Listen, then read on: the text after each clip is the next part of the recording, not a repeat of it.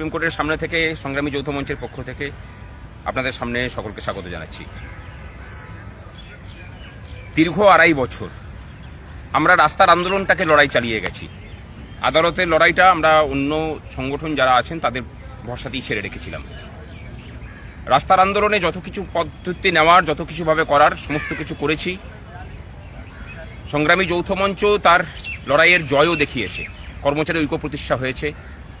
কিন্তু আদালতের লড়াইয়ে হতাশাই সঙ্গী থেকেছে আমাদের।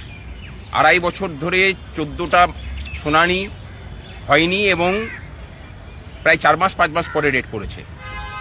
তারপর আমরা সিদ্ধান্ত নিলাম যে এই মামলাকে ত্বরান্বিত করতে গেলে বা জয়ের দোরগোড়ায় নিয়ে যেতে গেলে কোথাও না কোথাও আমাদেরকে যুক্ত হতে হবে। আমরা যোগ দেওয়ার সিদ্ধান্ত নিলাম। বিভিন্নভাবে সেই যোগদানের বিরোধিতা শুরু করলেন মামলাকারী সংগঠনগুলো এবং আজকে বেনজিরভাবে সরকারের পক্ষ থেকে কোনো আপত্তি আমাদের ইমপিচমেন্ট অ্যাপ্লিকেশনের করা হয়নি, কিন্তু মামলাকারী দুটো সংগঠনের পক্ষ থেকে তার বিরোধিতা করা হলো।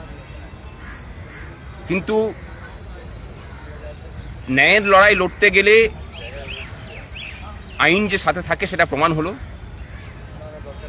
জাজ বলেছেন আমাদের কথা শুনবেন এবং যে কথা আমরা দিয়েছিলাম যে এত লম্বা সময় আর হবে না, খুব দ্রুত এই মামলার শুনানির ব্যবস্থা হবে। 27 দিন পরে আবার শুনানি। দীর্ঘ 2.5 বছরের যে ট্র্যাডিশন চলছিল, প্রায় 2 মাস 3 মাস 4 মাস 5 মাস পরে ডেট পড়ার, সেটাকে অন্তত ভাঙা গেছে। মামলা টপ অফ দ্য লিস্টে থাকবে এবং মানে উপরের দিকে থাকবে। একটাই কথা বলার, যে কথা আমরা বলেছিলাম যে মামলাকে ত্বরান্বিত করা, সেটা দ্রুত শুনানির ব্যবস্থা করা আমরা ব্যবস্থা করব যেভাবেই হোক। কাজ কিন্তু আমরা করেছি।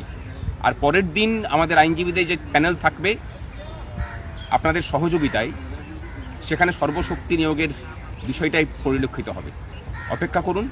কথা দিচ্ছি, আদালতের লড়াইয়েও সংগ্রামী যৌথ মঞ্চ যেভাবে অপ্রতিরোধ্যভাবে এগিয়ে চলেছে, এক্ষেত্রেও তার ব্যত্যয় হবে না।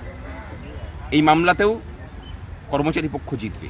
তাতে বিরোধিতা যেই করুক না কেন, সেটা সরকারি হোক বা কর্মচারীদের বেশি অন্য কোনো প্রতিপক্ষ তৈরি হোক, লড়াইয়ে আমরা আছি এবং আমরা জয় ছাড়া অন্য কিছু বুঝি না। এই মামলাতেও আমরা জিতবে পশ্চিমবঙ্গের পেনশনাররা, পশ্চিমবঙ্গের শিক্ষক কর্মচারীরা।